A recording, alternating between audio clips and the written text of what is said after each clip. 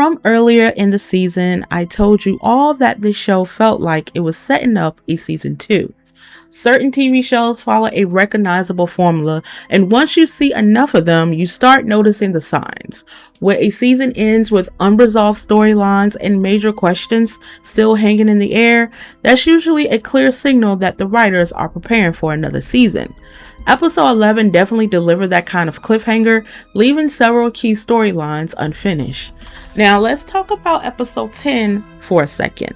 I'm not saying it was terrible, but I do think that the storyline focusing on Bella dragged on a little too long, in my opinion.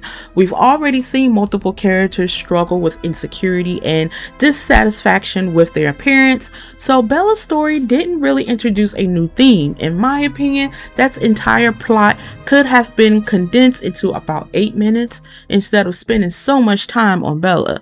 The episode could have shown more of what happened after the crew's plan failed and how they were dealing with the consequences involving the mother. That being said, I didn't hate the episode. One thing the show continued to do well is its darker and more graphic moments. Bella's transformation and the body horror elements remind us that the beauty isn't just some miracle treatment. It is something dangerous and unpredictable. And goddamn, Bella looked awful. I didn't expect Bella to look like that. Now, meanwhile, Bella takes a very different path. She tracks down Connor, the man who originally gave her friend the beauty. Connor operates in the black market, offering a disturbing service, consensual encounters designed to spread the beauty as an STD. This version of the infection is known to be far more unstable and has a much shorter lifespan than the injected version. But Bella is so desperate to experience the transformation that she steals money from her parents and chooses to go through with it, even losing her virginity in the process. Connor himself has apparently taken a double dose, which raises serious questions about how far people are willing to push this dangerous experiment. Then we shift back to Cooper. Despite everything that has happened to him, his personality hasn't changed much. He still has that same determination and confidence, and he's clearly not playing games with anyone. At the same time, Jordan seems to be watching out for him more closely, almost like she's trying to protect him from whatever dangers are coming next. One of the most shocking moments of the episode involves Brian's sons, Tig and Gunther.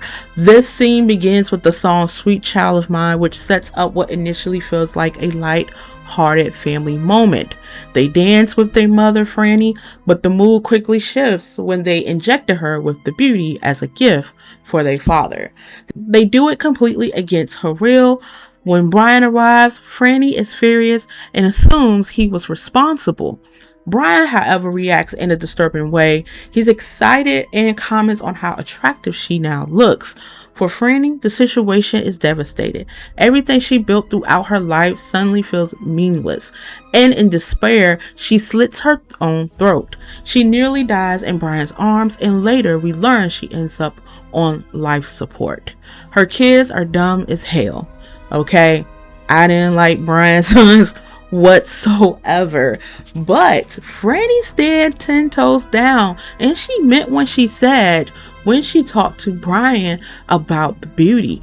She said that she would never ever use that serum because she loved who she is, and so she wouldn't change it for the world.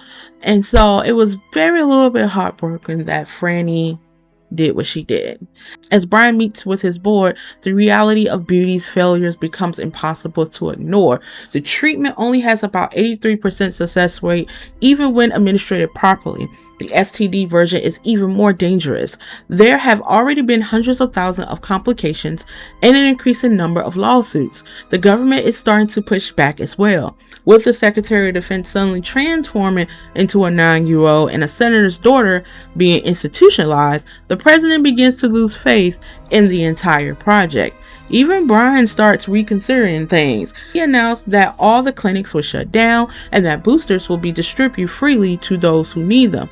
But this decision doesn't necessarily mean he's abandoned the experiment. He may simply be a strategic move as the situation spirals out of control, and not to mention he was willing to pay some of the family money as well. Bella's family was suing regarding the beauty. That's when Dr. Sterling steps forward. She believes she can fix the instability of the beauty. Her advanced AI system is analyzing the data to determine what's causing the unpredictable transformation. With Brian desperate for a solution, Sterling receives unlimited resources to continue her research.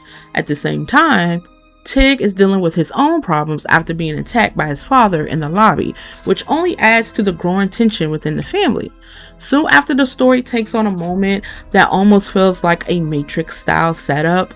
Bennett, Cooper, Antonio, and Germany meet with Tig and Sterling. The two of them attempt to manipulate the group by claiming that Brian was responsible for dosing Franny. Their plan is simple, convincing the team to eliminate Brian so Tig can take control of the company.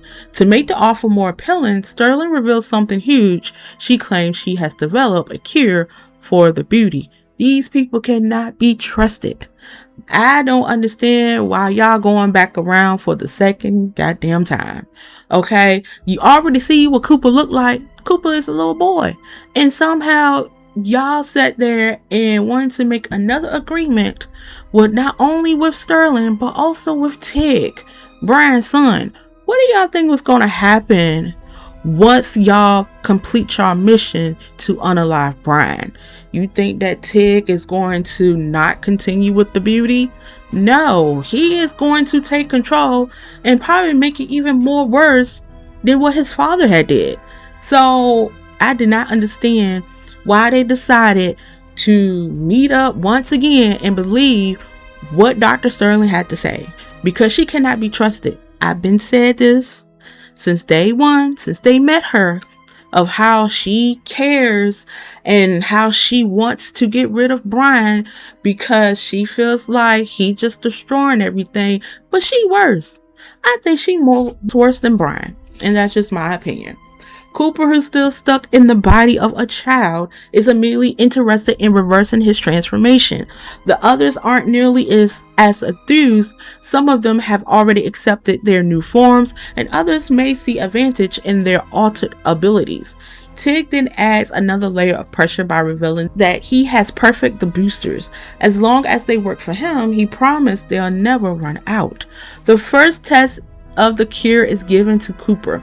The moment the treatment enters his system, his body begins reacting violently. He goes through seizures, strange physical changes, and then forms another cocoon-like sac similar to the earlier transformations.